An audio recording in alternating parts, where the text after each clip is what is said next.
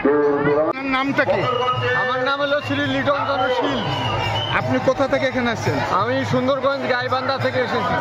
আচ্ছা, এখানে আসার আপনার উদ্দেশ্যটা কি? আমার এখানে আসার উদ্দেশ্য, এখানে আমাদের বাংলাদেশের সর্বশ্রেষ্ঠ এটা ধাম, আর এই নরোত্তম দাসের। আপনার বাসা কোন জায়গায়? আমার বাসা বগুড়া জেলা ধুনট উপজেলা। আপনার নামটা কি? আমার নাম জীবন কুমার সরকার। আচ্ছা, আপনি এখানে কি কারণে আসছেন? আমি এখানে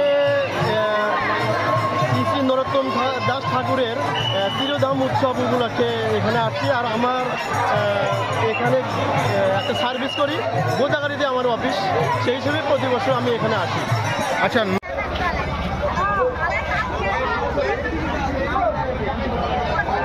চলো।